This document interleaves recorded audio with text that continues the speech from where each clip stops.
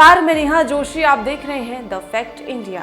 PM Modi ने आज राजस्थान के चूरू में जनसभा को संबोधित किया।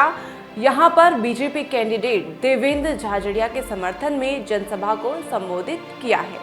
6 अप्रैल को पीएम मोदी राजस्थान के चूरू और पुष्कर में चुनावी जनसभा को संबोधित करेंगे। इसके बाद 7 अप्रैल को केंद्रीय रक्षा मंत्री राजनाथ सिंह 2 लोकसभा क्षेत्र में जनसभा को संबोधित करेंगे। हालांकि प्रधानमंत्री नरेंद्र मोदी 6 अप्रैल को पहले नागौर में सभा होनी थी, लेकिन उनके कार्यक्रम में बदलाव करते हुए ये सभा पुष्कर में होने जा रही है। चूरू शेखावाटी संभाग की लोकसभा सीट है और विधानसभा चुनाव में शेखावाटी से बीजेपी का कोई खास अच्छा प्रदर्शन नहीं रहा है। ऐसे में पीएम मोदी की कोशिश होगी कि यहां से जनसभा करके न केवल चूरू लोकसभा सीट बल्कि उससे सटी हुई सीकर और झुंझुनू के मतदाताओं पर भी असर पड़े।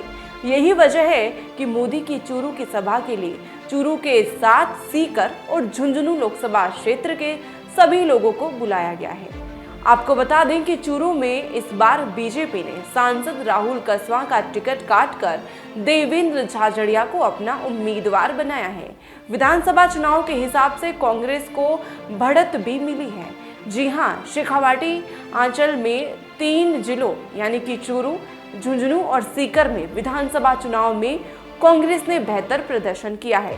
बीजेपी पर बढ़त बनाई गई थी, लेकिन सीकर सीट कांग्रेस ने इस बार गठबंधन के तहत माकपा को दी है, जबकि चूरू से बीजेपी सांसद कांग्रेस में शामिल हो गए हैं। झुंझुनू में कांग्रेस इस बार कड़े मुकाबले में दिखाई दे रही है। सियासी जानकारों का कहना है कि विधानसभा चुनाव के हिसाब से तीनों सीटों पर कांग्रेस को बढ़त है।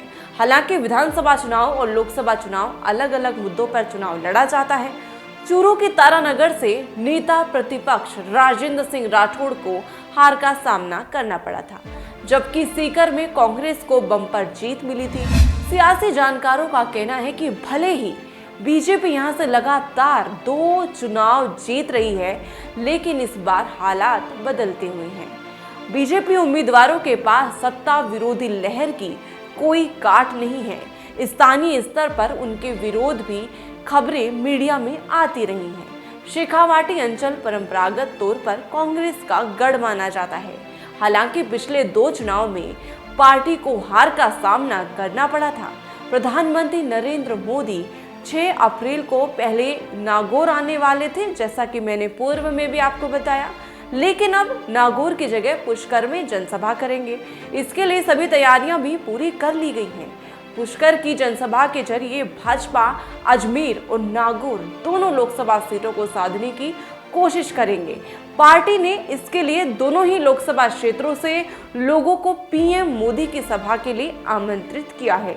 नागौर सीट पर बीजेपी ने कांग्रेस को गुड बाय कहकर आई ज्योति मिर्धा को अपना प्रत्याशी बनाया है। अजमेर से भागीरथ चौधरी पर पार्टी ने फिर से भरोसा जताया है। भागीरथ चौधरी को पिछले विधानसभा चुनाव में हार का सामना करना पड़ा था। ऐसी तमाम खबरों के लिए बने रहें द फैक्ट इंडिया के साथ। मैं नेहा जोशी। ताज़ा खबरों के लिए विजिट करें द फैक्ट इंडिया की वेबसाइट और डाउनलोड करें द फैक्ट इंडिया ऐप।